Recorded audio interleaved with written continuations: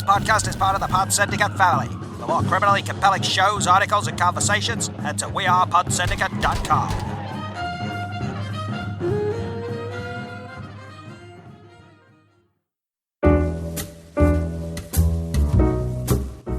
Get the behind-the-scenes information on the breweries and beers you love with What's on Tap's Brewery Sessions. So today we're here with Eric from Recycle Brewing. I guess a new brewery from. We're in the Tampa Bay area in Florida. We don't have. What the fuck's going on with Tampa, man? I mean, there's so many breweries. Well, Tampa. a lot of it was Cigar City, and everybody kind of spawned off of that. It's a great brewing community. We're trying to carve our little small niche of whatever we can do out. We don't technically have a brew house, or we contract brew right now. So you're doing all ghost brewing? Yeah, we're kind of doing that gypsy thing. We brew with 3 different breweries right now. Okay. But we were lucky enough to have enough connections, and Mikkel, known him for a long time, graciously invited us over. So it's been a real pain in the ass because our beers have been stuck in customs for 3 weeks. Oh wow! Yeah, we got here at the end of April. Okay. So we did a big tour of Norway. Okay. Wow. Yeah. Norway is. It's unbelievably beautiful. It's an amazing country. Holy Lord. Yeah. Yeah. So we participated in Oslo Beer Fest. That was 2 weekends ago now. Okay.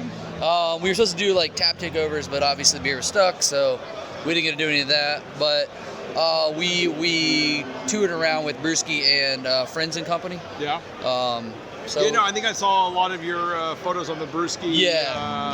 Because they've been opening bars too. They have been opening bars like crazy. I just went to their tap room in Helsinki. Okay, yeah. And it was so nice. It's such a nice place. We were trying to get there, but when the beer got all, screwed up in customs, we decided that we would just spend more time in Norway.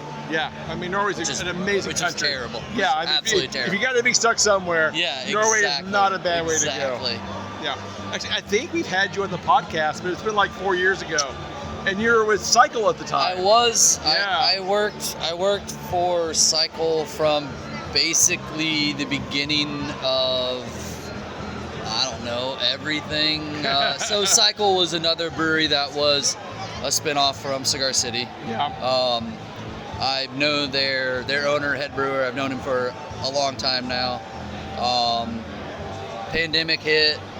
It was time to do something different. Everybody kind of scrambled because, craft breweries were pretty small. Yeah. Most of us are, and money can be tight at a lot of times. Oh yeah. So and it seems like the beer scene is starting to finally crest.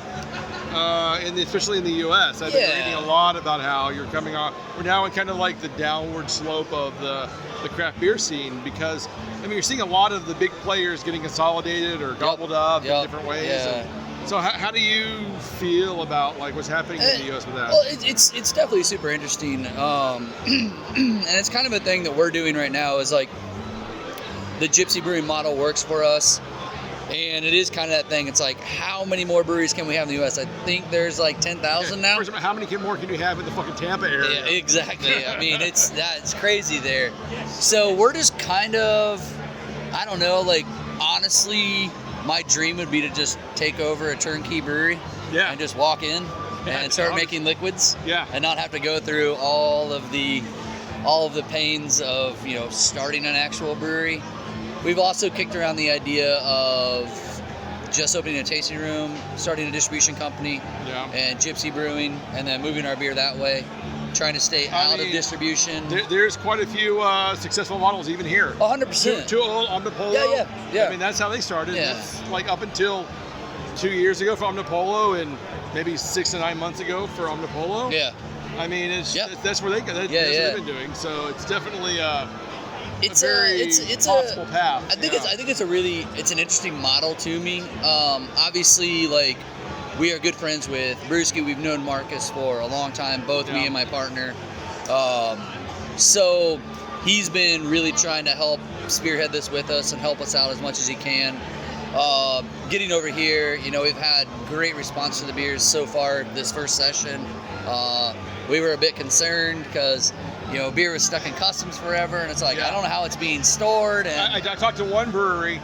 They didn't know what they were going to get till this morning. Yeah. And I was just like, whoa. We just got kegs on Tuesday. Oh, that's I think some of our beer is still stuck in customs. Yeah. So I mean, it's interesting. It's a learning curve. I mean, it's the first time as us that we've ever shipped anything over. So we'll be way better at it. Well, I mean, it's just experience, and quite honestly, I mean, since the pandemic, everything has been kind of crazy anyway. Oh God, yeah. So you just never know what's going to go through, what's not going to go through. The pandemic thing is interesting because we didn't lose as many breweries as they predicted to lose in the U.S. Yeah. Like most people were able to transition. The biggest thing is if you didn't have the ability to like put cans out. Yeah. That really crippled you because bars weren't open. But like brewers, we tend to be pretty fruitful, and we find ways around shit. Well, that's kind of one of the crazy things. I went back over Christmas, and so I'm originally from Arkansas. Oh, okay. And Oklahoma City is only like an hour and a half away. So I was able to go over there and like hit up a bunch of small breweries. Sure. American Solera and a couple other places, and they were all doing cans. Yeah. And I don't think they would have probably been doing that before. No. And I mean, it's really definitely nice changed. It's definitely changed that landscape in the U.S. of like people kind of got spoiled with this ability to just like order beer online and come pick it up. Yeah. which I mean, but is Florida's good. got much more liberal laws than many other states. I mean, like, we're I mean, Florida man, it's kind of true. Yeah. We're kind of crazy. Oh, sure. It's all that hot humid weather. Yeah, by far. But I don't know, man. Like, I would love to see it continue to grow in the U.S., but I don't know that that's like a really sustainable model. I've always just enjoyed the idea of like being a local neighborhood brewery where people come in and have a beer, enjoy people, enjoy their community. They don't have to be big and flashy and fancy. I think if anything, for me, the pandemic in the U.S. particularly has made it feel like, you know what? Let's scale back to that model of 100%. We're just going to serve our neighborhood. 100%. And if you live in this area, great. Because when I was over there in the U.S. in Arkansas, I was in northwest Arkansas. Okay. So that's the Walmart Fayetteville area. I mean, there are a ton of amazing breweries, but if you don't live in that area, you're never going to find them. Yeah. And I really have become to more appreciate that model. Yeah, 100%. Because when you look at like say the UK model where you've got like Siren and Beavertown and these breweries that are just growing, and then they hit their limit where it's like, well, we can't do more unless we sell out to a larger organization. Yeah. And in many ways, it's great for them, but also I felt like where I could find a Beavertown or a Siren or some of these other breweries everywhere, I don't find them anymore. Yeah. Because that distributor or that organization doesn't distribute to this region. Exactly. Wherein before I could find them all the time. Yeah.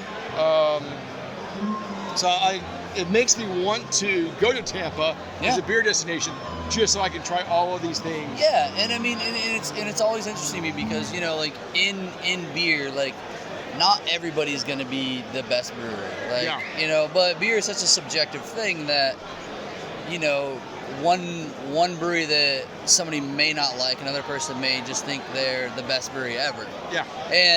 But if you can do that like as a community and kind of everybody work together and bring everybody up, then you really have like a beer community, which is cool because I think in like the Tampa Bay area is no problem. If we run into issues with anything, we can get hops, we can get yeast, we can get advice.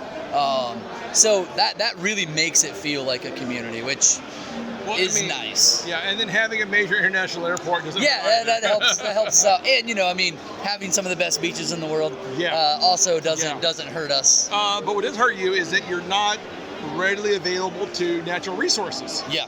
Like, so we were talking to some guys from Iowa, and they were just like, oh, we can get like wheat and corn Yeah. in our backyard. So Yeah. how do you work with that? How do you resource those things? One of the things we've been trying to do is there are some local, like regional producers of malt, trying to work with them. Sometimes it's a little cost prohibitive. But I mean, it is one of those things that we really want to like have that terroir, have like, you know, grain grown in Tennessee. I mean, it's not that far away, as really opposed to like German grain, which is amazing, but trying to adapt it in that way of using the resources that you do have. Obviously, we grow a lot of barley in the United States. Yeah. So I'm hoping to see like more small maltsters pop up. I don't know too much about that industry and like the profits and how it all works, but it would be really cool. I know they've tried to, University of South Florida's tried to grow hops in Florida. I don't think it was very successful. It doesn't seem like it would be the right climate. Yeah, it's definitely a climate thing, and then you have to weigh in, you know, putting resources in and how much is it really worth.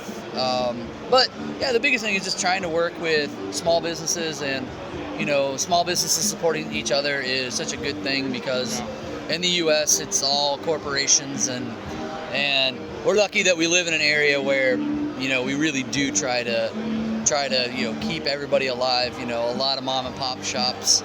So how did Recycled come about? Basically, it was my brewing partner, Jason Fromm.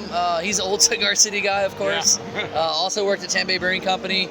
We just had some spirited conversations about like, hey man, we've been doing this, between the two of us, we have 20 plus years of experience.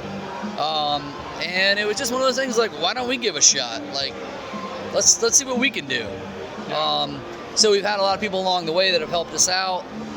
And just kind of like trying to do, it sounds cliche-ish, but kind of grow organically if you can.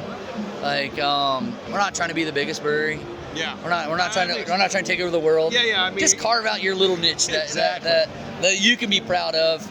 You know, we both, like, coming from where we come from, you know, obviously I worked at Cycle, and I got so much incredibly great knowledge from working there. But it's nice to transition out of like doing different beers that I didn't really do at Cycle. So that's been fun. So Cycle's here still. Yeah, Cycle is here. Yeah. So I have noticed that a lot of the breweries that came out against Mikkeller last year were not invited back this year. Yeah. But Cycle was kind of on the fence there.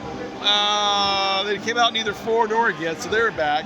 So how does it feel to be here against like people that you know? I mean, I don't really look at it like that way. I can understand. I don't know, like I kind of built my own brand when I worked for Cycle, just from traveling over here. I've been traveling to Scandinavia since 2015. Most years I'm here. I'm here 2 or 3 times a year. So I'm glad the Cycle's here. I'm glad because, you know, they have so much respect in my heart. You know, just like they still make incredibly great beer. Yeah, I mean, they're doing really and actually the guy that's pouring for them I've known since a child. So it's really cool. It's cool to see. It's cool to see them. It's cool that you know, Mikkel invited him back over. I mean, this is actually quite cool too, to like see some new breweries. Oh, there's so many new breweries here. Yeah. I mean, the amount of Scandinavian breweries here this year has never been higher. Yeah. There's so many Swedish and Danish and Norwegian breweries that have never been here before. And I think that's good for craft beer. Yeah. Because this is such a large audience, and you know, for Mikkel to give like, you know, I don't know, let's say Flying Couch, you know, to give them a bigger platform to sell beer on, you know, is Recycled to give us a bigger platform to sell beer on. Well, you know, and the responses have just been amazing so far. So tell me more about Recycled. How does it come about, and like, what are you? What's your philosophy? What are you focusing on? You know, we're honestly just trying to make the best beers that we can. We obviously, without a tasting room, you have to focus on a few styles because that's what sells. Yeah.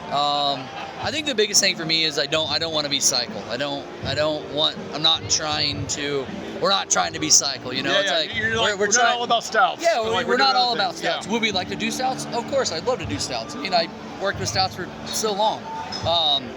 But I think our model is just to like kind of like fit in and, you know, get to pour and hang out with like some of the best, you know, brewers in the world, which is, you know, and we'll see as we move forward, we'll take things, you know, one day at a time, and hopefully down the road we can like have a tasting room or maybe a brewery and like kind of just do our shit that we want to do.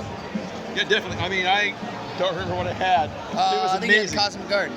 Yeah, it was so freaking good. Thank you, man. I was just Appreciate like, that. I wish I could drink this all the time. Yeah. Because it's so light and fruity and effervescent and just really drinkable. My brewing partner, he was when he worked for Tampa Bay Brewing Company, he was basically a pilot brewer. Yeah. So he got to work with, you know, just kind of doing whatever he wanted to do. So that's been amazing. I didn't come from a background of brewing a lot of IPAs, so it's been really cool to learn all that. But he's an amazing brewer. He's an amazing human being. We fit together pretty damn well. That's great. Like we're two old dudes trying to be young, I guess. Well, man, I fucking love what you're doing. Oh, appreciate it. I'm really looking forward to seeing you guys hopefully next year. Yeah, man. And, you know, if you get the chance to ship over some stuff, yeah, that would be amazing as well. Hopefully our beer will be coming to Scandinavia. I know we'll be back in August for Brewskeville. We won't ever miss that. Like Brewskeville to me is just like Nbcc 2. Yeah. Because there's so many amazing brewers for that. And Marcus does such an amazing job. It's just the best. You know, he treats us all like royalty, which is amazing. Yeah. I mean, we'll see what happens. Yeah, hopefully I'll see you there. Yeah, man. All right, appreciate it. Yeah. Thanks. Yeah.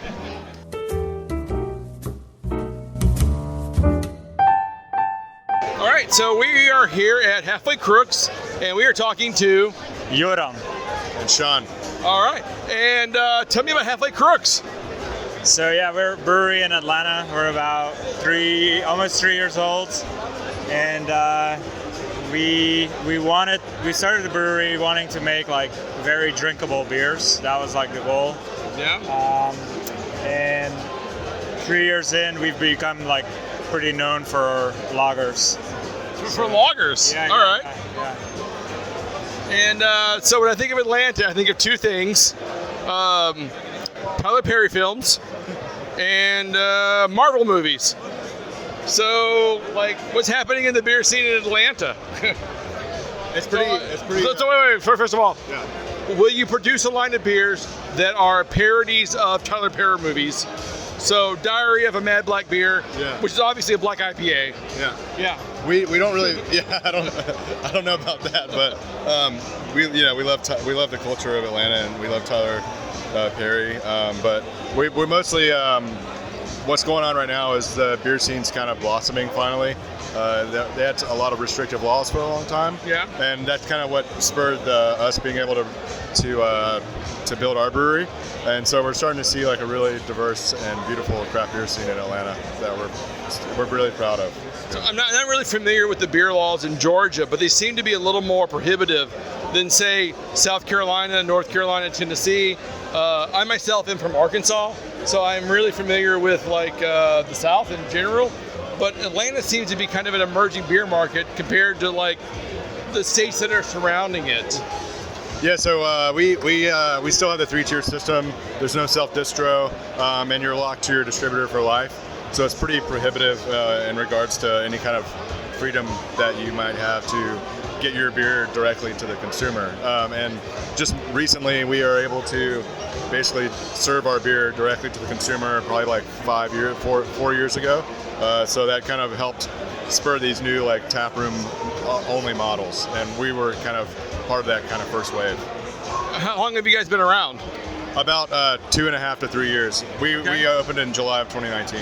Wow, so right before the pandemic. Yeah. And then like everything fell to shit. So what happened there, guys? How did you survive the last 2 years? We had just bought a canning line, and so we went 100% cans, selling cans out of tap room.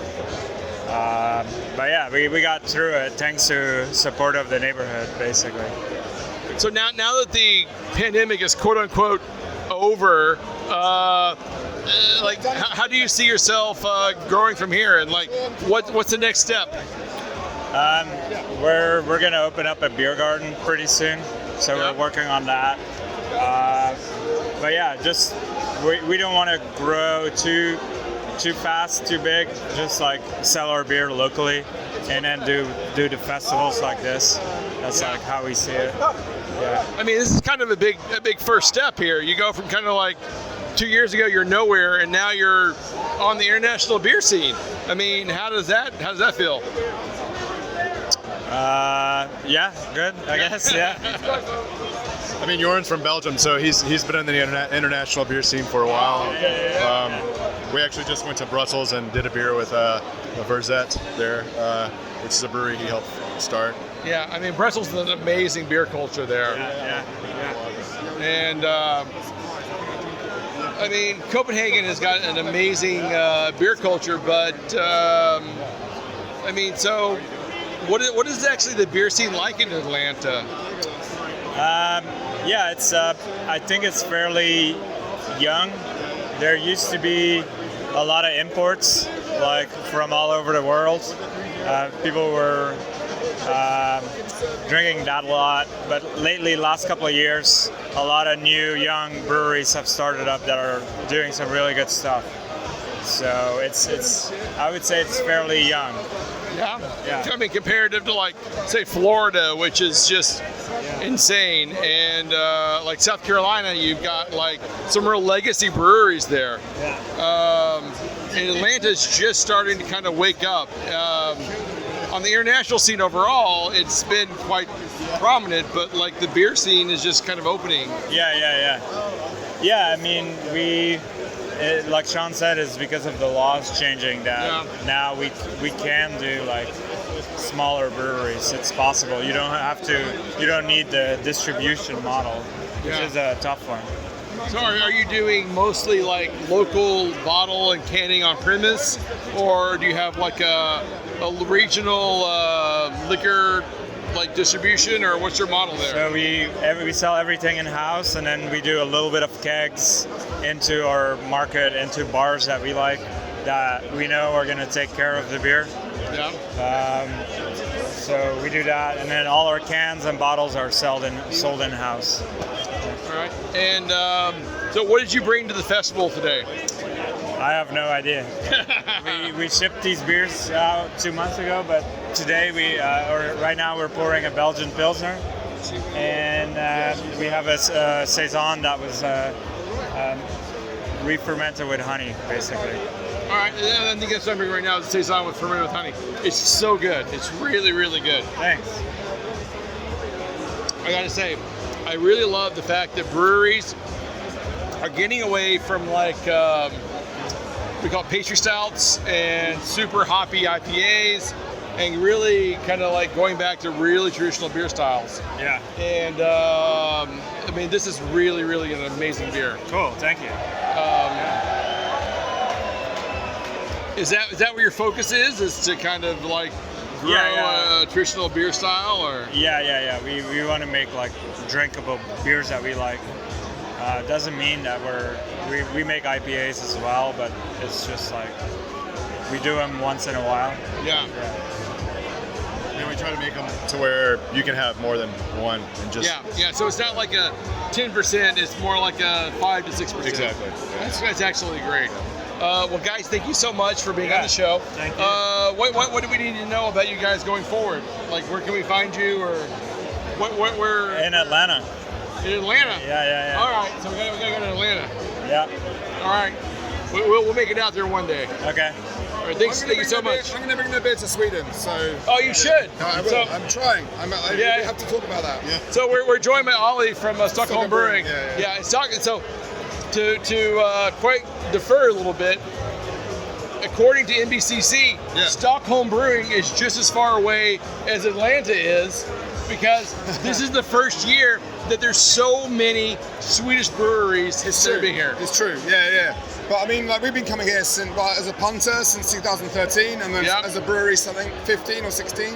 So we've been here a while. We were new talent 2 years in a row. It's a bit embarrassing. It's like, we're new talent again, and everyone's like, fuck y'all. But anyway, no swearing or anything. But anyway, but now we've been here all the time. So we make a lot of lagers.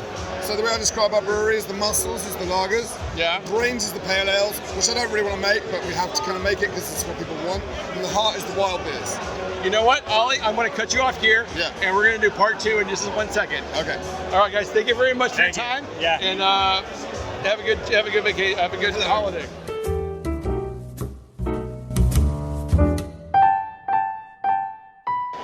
All right, so we're picking up from before with Ollie at Nbcc, and Ollie's with Stockholm Brewing Company. So, like, what the fuck's happening with Stockholm Brewing Company? Because you guys have really fucking gone crazy the past couple of years. Well, you know, like I said before, I mean, we're making mainly lagers and then saison and Weiss beer, and then we do pale ales, of course, which we've always done. But of course, the thing I guess people know us for is the wild beers. So we have a pretty big wild beer program. So we have a cool ship, and so I suppose we're the only people in Sweden that actually have a cool ship. So we're making spontaneously fermented Belgian-style beers with fruit, without fruit. So yeah, I suppose that's what's happening with us. I mean, I'm actually loving you guys because we've actually reviewed you on the show several times, and we've really, really enjoyed what you've been putting out. Thanks, man. You've been your sours, your spontaneous stuff. Just been top notch. Thank you. That's nice to hear. I mean, obviously, to be like one of the best wild beer producers in Sweden, it's kind of a small pool in a way. Yeah, it's you and Mikkeller and a couple of others. Yeah. But it's not that many. So, I mean, obviously Maria Torjets, which, So, I mean, it's a small field. It's a niche style, but people appreciate it. So I'm happy about that. Yeah, but even Maria Torjets has pivoted to more IPAs and stouts. I mean, they're not really doing wild ales. But I mean, that's because he's brewing at the Kiwis at Northern Exposure. I mean, and they're doing great IPAs as well. So, you know, but now he just won the tender. Basically, it was a tender for a wild beer or for 2 wild beers. I fucked up the paperwork, so I all my 4 beers got refused because I didn't put how they were made. Schoolboy error, and I appealed it, and they said fuck off. So in the end, I missed out on that. Yeah. But he won that, and now he wants to bottle the thing at our place. So we'll see. Well, I mean, you guys have just really been growing inside Sweden, and I'm super excited to see you guys here today. Yeah, we've been here a while. So. Yeah, I mean, it's been like 5 years to get here. At least. Minimum. Yeah. How does it feel to be here now? I mean, it's cool, man. I mean, I love this festival. It's so nice to be in Copenhagen. People are interested. Everybody's cool. It's fine. It's really nice. I love it. So what's the future of Stockholm Brewing? Bankruptcy. No, basically. It's like typical beer model. Yeah, so exactly. Everything's fucked. No, the problem is for us and for every brewery in the world actually, and then coming in and speaking to my friends here, is that like all the prices have risen by 30% on pretty much everything. So all our models are a little bit out of kilter. But you know, we'll get there. I mean, we're just going to carry on making good beer, and hopefully it'll work itself out. But it's not hard. It's not easy because you can't increase your prices by 30%. But all our prices have gone up by 30%. So it's a bit tricky. But no, mainly we're going to concentrate on making amazing lagers, good pale ales, and amazing wild beer. That's what we're going to do. Yeah, I mean, I love your wild ales. That's what I've been drinking the most of. Just absolutely phenomenal. Really, really looking forward to more of those in the future. Are you here tomorrow? No, unfortunately, I'm just here today. So we have maybe we have a wild beer on next, but we have the spontaneously fermented batch 4 of the lambic, or the swambic as I call it, tomorrow with grapes from Rosendal's Trädgård. It's called 100% natural Cuvée Rosendal, which is a very elegant grape sour made with the batch 4 of the cool ship. So that's fucking smashing. That's fucking amazing. Yeah. So do you make it down to the Skåne very often? Yeah, when we can, and we come to Malmo maybe twice a year and just do some tap takeovers and shit, you know. But I mean, I love Malmo. It's such a fucking good town. It's super nice. The next time you're down, let me know. Yeah. We'll hook it up. We'll sit down for a real proper interview. Fantastic. Because I would actually love to talk to you guys long format. Absolutely. All right, guys. Thank you very much for your great time. Cheers, buddy. Appreciate it. Take care. Thanks.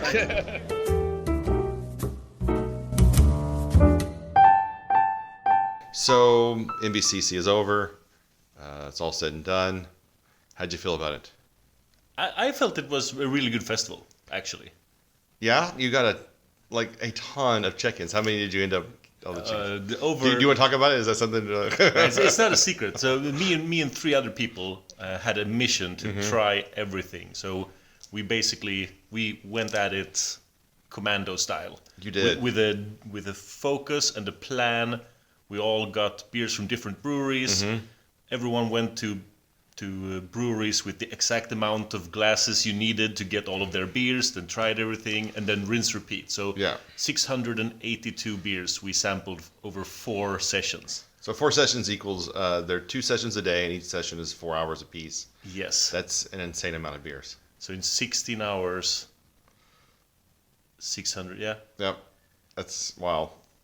One, you're a machine. I kept running into it. I only went to 1 session, so I went to the Friday morning session, which is my traditional session, and I kept running into you, and you were just like, man, on a mission. Yeah. You had your blinders on. You were focused. Laser focus. So, yeah. So the best session was the first session because everything was new. Some of the beers showed up in multiple sessions, so you can. The later sessions, half of it is already tried. Oh, that's great. Yeah. Also bad because there's less beer. True.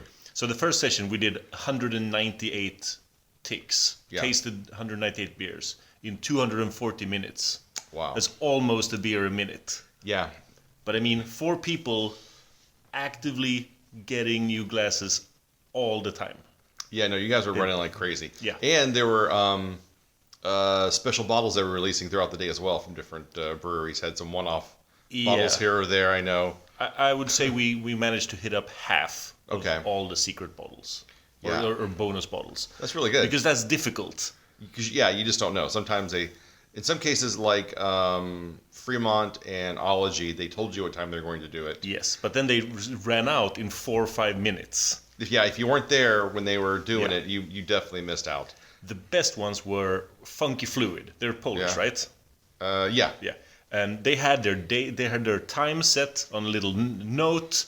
Yeah. But the beers lasted for half an hour before they ran out. Oh, wow, okay. So you could kind of work that into your overall plan. Yeah. Like queuing for a timed release doesn't work when you constantly need to get new beers. Yeah. And then something like Pulpit Rock, they had like a third beer that wasn't even announced. Yeah. So that's kind of fun too.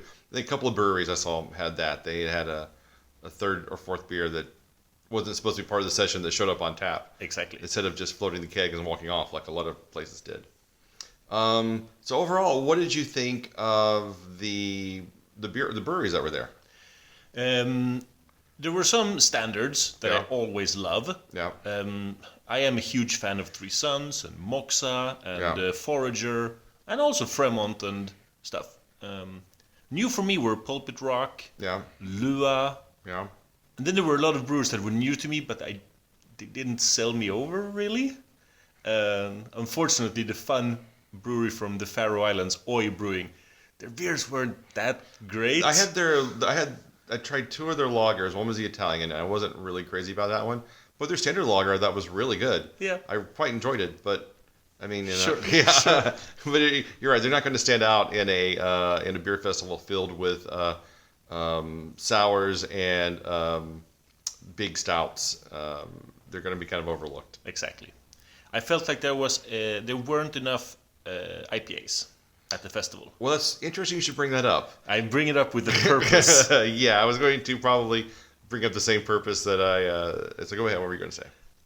My impression here is that the breweries who last year, because of the sexual allegations, scandals and stuff, the breweries that said no last year, they weren't here this year. Yeah, they probably weren't invited back. I would say 100% they weren't invited back. Yeah. We haven't confirmed this, but if you look at the fact that there were almost 0 UK breweries, and most of the UK breweries last year bowed out at the last minute. Yes. And there were a lot of really big breweries like Monkish and Other Half and some other big IPA places that also had bowed out last year that were not seen. Exactly. So yeah, I definitely want to say there was a lack of IPAs, and I would say overall it felt much smaller this year than it has in the past years. Because you were only on the first Friday one, right? Yes. The number of people more than doubled for the next session. Okay, well, I'm not talking about the attendance. I want to talk about the breweries. number of actually breweries that were there. Okay. I mean the people. In the years I've been there in the past, it is like you have your 4 cubes, we'll call them, in the middle. Yep. And then you usually have stuff running along at least 2 walls. Front wall to the left as you're coming in usually has a row. And then on the back wall there's usually a row too. So I would say there's probably about, I would guess, 20 breweries less than what we've usually seen there in the past.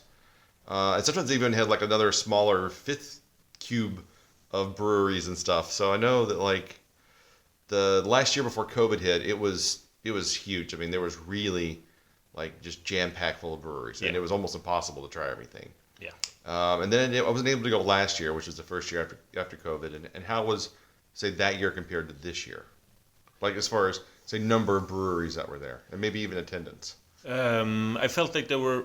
So this year it really depended on the session you went to, because the 2 earlier sessions, the Friday early and the Saturday early, were so nice. It was so roomy. I tell you what, that Friday morning session, I was like, this is amazing. There were a couple of lines, but they moved really fast. Yep. And you could basically just walk up to any brewery and just get whatever you wanted and get multiples of it.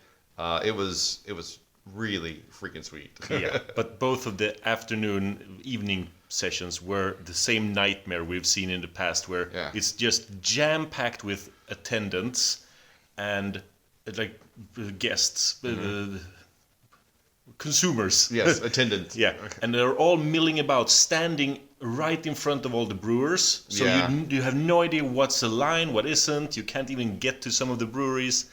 It was a mess. Yeah, that was kind of annoying. It's like, because there was plenty of places to stand. Yeah. But yet it'd be like, excuse me, are you in line here? Because there's like 4 people just kind of milling about, just slightly outside of a brewery. And I'm like, guys, if you just took like 2 more steps back, it'd be really clear that you're not waiting in line to get something. That was quite frustrating at times. Exactly. And these people, when I say milling about, it's fine for you to just stand somewhere. Yeah. But people are slightly moving. They are not going anywhere. Yeah. They're just slightly moving about. So when you try to squeeze between 2 people, you constantly got bumped into by people who just needed to swing their arms about in an extremely crowded location. Yeah, I like I said, I always go Friday morning, and I find it to be quite relaxing usually, because there's usually not a ton of people there. It's still pretty busy, but you can really get a lot of access to people, and you can move around pretty easily. But you say the Friday and Saturday night sessions were pretty packed, jam-packed. But I imagine that Saturday session was pretty full. It definitely was. I would say the same as Friday. Yeah. Late session. But then me and my friends, we were in our home stretch, the final stretch. So we were so focused on the beers then, and we wanted to break my previous record of tasted beers. Yeah. Which we did by 4 beers. Wow, that's pretty impressive. 4 beers more than the 2019 Nbcc. It only takes 1 more. Exactly. But I have another complaint, totally unrelated to this. But it does relate to just getting around, and it's the map. Oh, that map was garbage. That map was the worst map they've ever had. It was really bad. I thought last year was bad when they had all the attending breweries had their own number, and they were marked on a map, kind of in an abstract way. So it's definitely not geographically correct, but you knew where they were in relation to each other, except for one row of last year. That is the breweries that withdrew but had already sent their beers. Yeah. Those were bundled together in one row. And you didn't know which were which, and you had to go there to find out. Yeah. And I thought that was bad last year.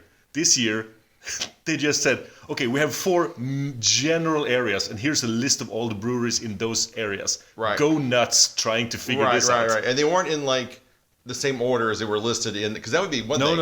Right. If they were because they were listed in alphabetical order, but the breweries themselves seem to just have been drawn from a hat. It's like, oh, we've got all these breweries in this one cube. Let's just draw them randomly from a hat and see where we're going to put them together. Yeah. When you say that they were alphabetically ordered, that's not really true. It was, first we take an A brewery and put it in region 1, then an A brewery in region 2. No. I mean in the map on the on the map that they gave us, those were in alphabetical order, so at least you could scroll down pretty quick and go, all right, so Voodoo is in like booth 4, and then I have to like figure out where they are in booth 4. Fortunately, that is true. It wasn't that crowded, so you could move pretty fast. But if you didn't know where you were going, I mean, you would never find these places. There are some breweries I don't think I ever realized where they were. My friends were the ones who got those. Yeah. I don't really know that I know who was in whatever the first cube to the left was. I don't know that I ever got to the other side of that cube because I think other people went and got beers for me from there, and I ended up trying the back two mostly. I think Mikkeller London. I still have no idea where in the festival they were. Yeah. So is the Nbcc still the premier beer festival? Is it still the value? Is it still there compared to where it has been? I would say yes, but to be fair, this year,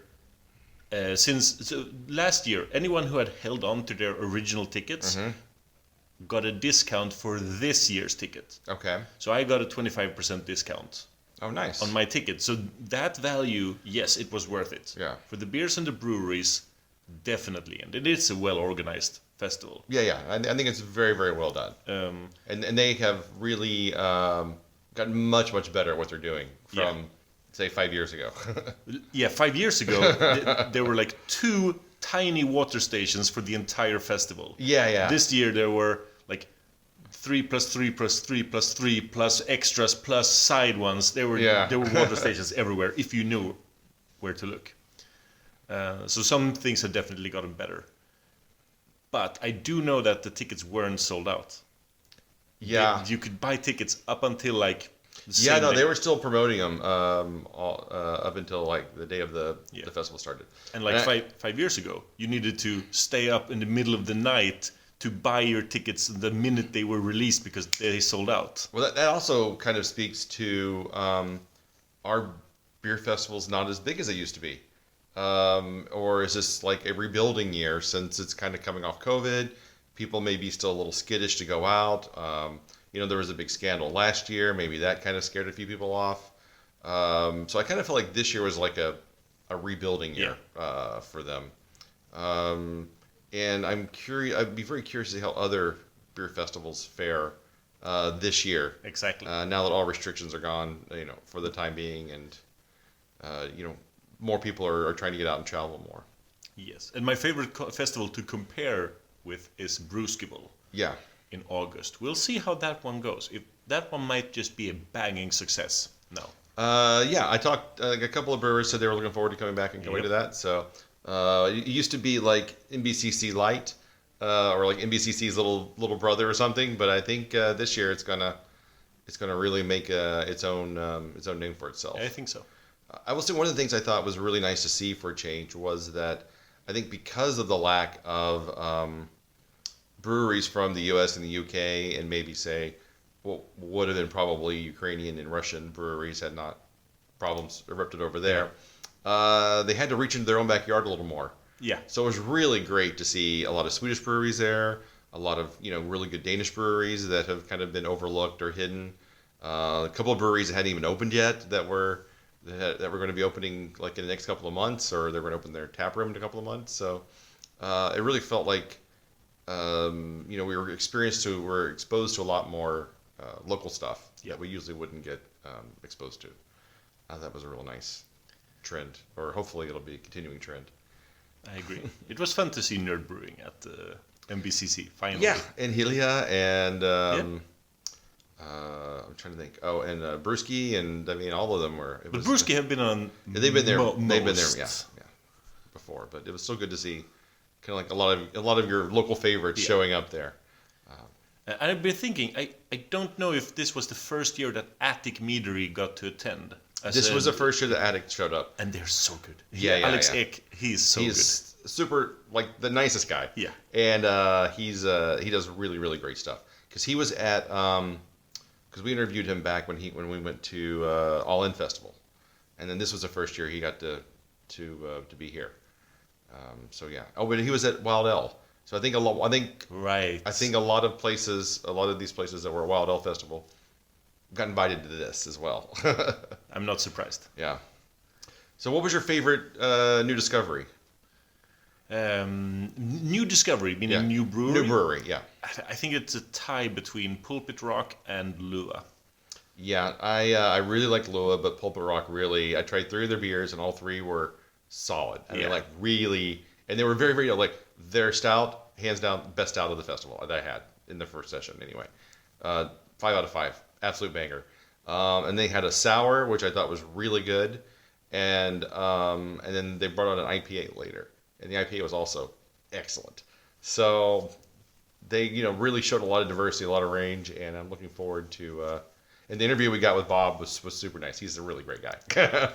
So I'm looking forward to hopefully talking to them again in the future or seeing them at future festivals. Nice. And then the biggest surprise for me was the queue for Bofkont. Yeah. So usually there's a huge line. Yeah. And there was this year, starting 15 minutes or 10 minutes into each session. So at the beginning of each session, that booth was completely empty of people. Yeah. And then every session, like clockwork, boom, there's a line that goes like to the nearest wall and then starts circling around. Wow. Why? So me and my friends, we got the Bofkonts first. Right off the bat, yeah. No queue. Yeah. Whatsoever. Yeah. Whereas the Three Sons queue started like the moment it, yeah. Yeah. The moment the first second the festival opens, boom, there's 100 people plus in line. I thought that the blender that was going to be like the in demand would be Tommy Chef. And he wasn't. He wasn't. No, it was Bofkont. I mean, that was the one that really people went all out for. And maybe because I don't think Tommy Chef is maybe as known locally as Bofkont because they're Danish and they're hard to get in the region. Who are Danish? I thought Bofkont was Danish. Or Bofkont not No, Danish? they're Belgian. Belgian. Okay, yeah. I guess they're Belgian. And then Tommy is also Belgian. I thought he was from the Netherlands. No. He might be. Oh, no, I'm... no. I think that makes more sense. Yeah. But yeah, Tommy brought a lot of bottles, saying Bofkont brought a lot of bottles. Yep. And, I mean, they went through a lot of stuff, but I think that, Bofkont really was the hit. But then next to Tommy Chef, I think it was next to Tommy Chef, we had Metaphor, who made wild ales from the Czech Republic. Yeah. They had an enormous line. Yeah. But that turned out not to be interest. That turned out to be the slowness of the owner pouring beers. Yeah. Because he wanted to tell every single visitor everything about every beer. I think that was, I think Bjorn went and we're like, what happened to Bjorn? Can't find him anywhere. Exactly. What he does, he's like, that was the longest queue, man. This guy had to tell every story about everything going on. And just like, I just want the beers and I want to go. Exactly. And then there was I think it was Brasserie de la Sambria. Yeah, and they were pretty good, I thought. Yeah. And an apricot that was really good from them.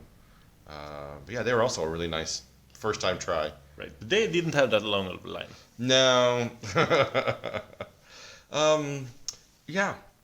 So overall, you 2 thumbs up. Definitely. Money well spent. Looking forward to next year. Yes. Yeah, me too. I think there's going to be a lot of good things coming out of next year. I think word of mouth has been very positive. The past problems they had last year, no one brought it up or mentioned it, or you didn't feel like a specter hanging over the event. No.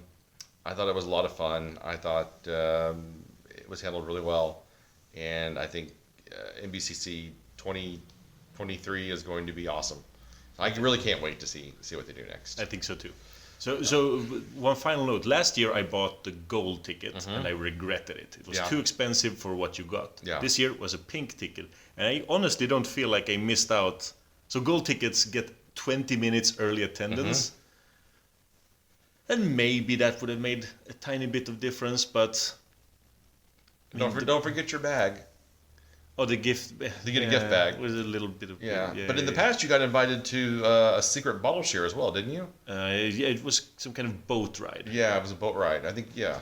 Yeah, and one year I managed to go to that. That was a lot of fun. Yeah. I don't know. I don't know. The pink ticket. Pink ticket's where it's at? Yeah. Yeah. You're probably right. Or just choosing whatever sessions you feel like. It feels like if you're going to go and you don't want to deal with like a lot of crowd, the morning sessions are really the way to go. Yes. Start at 10. If it was a little early, people are kind of like, I don't know if I'm going to start drinking at 10 in the morning. And you do. You just don't know it. Yes, exactly. And this year there were better food carts. Oh, the food carts were really good. Like Lynetta and, what was it, Hot Dog John and Hooked and... Yeah, I didn't eat anything from Hooked. I ate from Lynetta and Hot Dog John and I guess it was Ramen Tubiru. Yeah, something like that. But the kicker there was, at Ramen Tubiru, you weren't... The good thing there wasn't the ramen. They had a charcoal grilled chicken strip thing. Yeah. Which was the best thing I've eaten at any beer festival ever. Oh, wow, okay. I didn't really eat there. I ate it Hooked afterwards. Nice. But you know the perfect charcoal grilled flavor that was present there. And I did not expect that from a food cart. Well, I mean, they do pretty good. I mean, food carts in Scandinavia are usually pretty good. Yeah. So that's not much of a surprise. Well, all right, man. I guess we'll wrap it up here. Yep. Glad you had a good time. I had a great time. And I want to say thanks to Chantra for helping with this. Originally, Matthias was going to join, but he got sick at the last minute and gave his ticket to Chantra, so she was able to help out. And that is nice. She popped up in a couple of the interviews here or there, so it was really appreciated. Well, until next time. Keep drinking, you dum-dums.